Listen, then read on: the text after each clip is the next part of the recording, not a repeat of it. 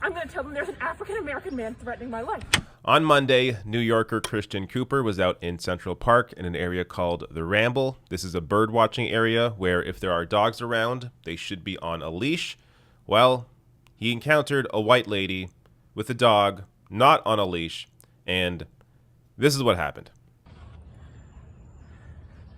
Would you please stop? Sir, I'm asking you to stop. Please don't come close to me.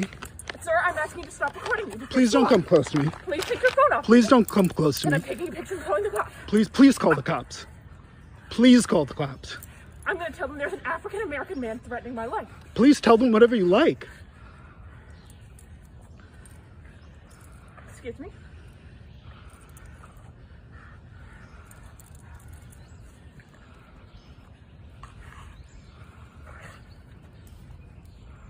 I'm sorry, I'm in the Ramble, and there is a man, African-American, he has a bicycle helmet.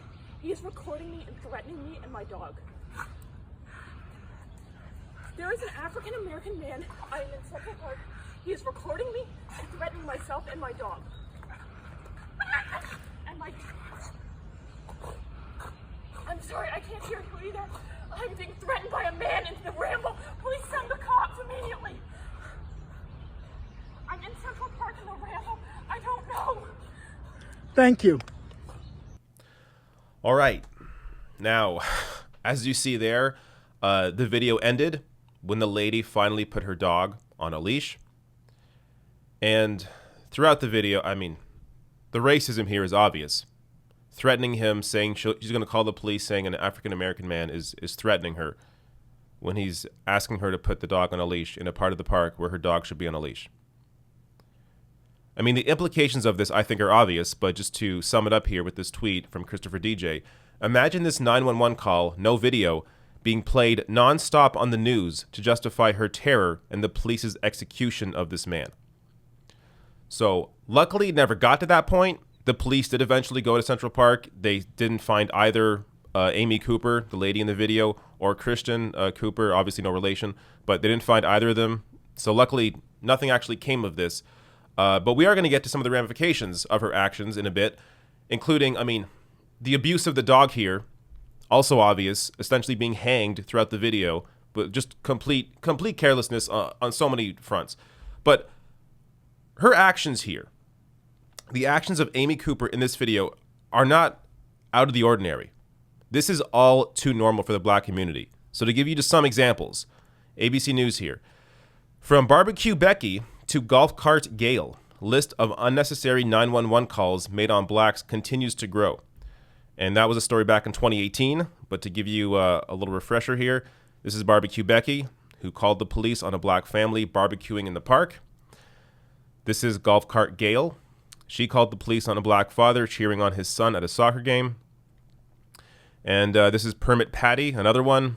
She pretended to call the police to scare off a 7-year-old girl and her cousin who were selling bottles of water. Now, I mean, these actions are completely inexcusable, and it is all too normal. I don't know how many times this kind of thing has to happen before more people wake up. I mean, these were national stories.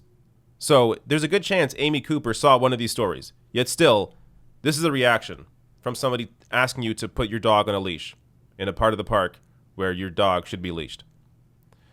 Now, there were ramifications of her actions here. So her workplace, Franklin Templeton, tweeted out in response to an incident involving an employee on May 25th. Franklin Templeton issued the following statement. We take these matters very seriously, and we do not condone racism of any kind. While we are in the process of investigating the situation, the employee involved has been put on administrative leave. And also, the way she treated the dog in that video, there's also, thankfully, a nice outcome, I guess, out of that. Abandoned Angels tweeted out saying, thank you to the concerned public for reaching out to us about a video involving a dog that was adopted from our rescue a few years ago. As of this evening, the owner has voluntarily surrendered the dog in question to our rescue while this matter is being addressed.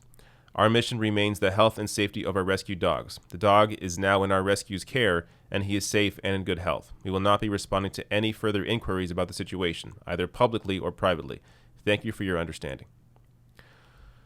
So at least some good came out of this in terms of there being an actual response to her actions.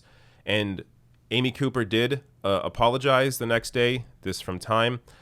The woman, since identified as Amy Cooper, apologized for making the call in a Monday evening interview with NBC4 New York. Quote, "I sincerely and humbly apologize to everyone, especially to that man, his family," she said. "It was unacceptable, and I humbly and fully apologize to everyone who's seen that video, everyone that's been offended, everyone who thinks of me in a lower light, and I understand why they do." So, look, this is I guess a good apology, but she's, of course, going to apologize now that her face has been seen nationwide. I mean, her behavior here is completely inexcusable.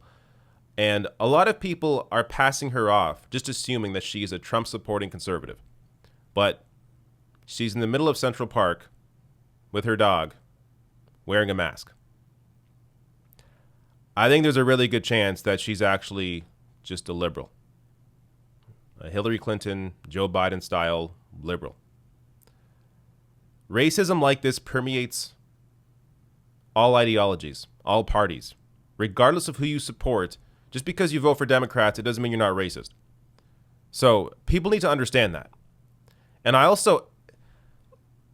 don't get why any of this even needs explaining. I mean, all of this should be obvious. How did she not understand her actions were horrible when she was doing them? It's really incredible to me. So, like, I would like to think that people are going to learn from situations like this, from stories like this, but I don't know if they will, because this kind of thing keeps happening. They keep becoming national stories, and people keep doing this kind of BS.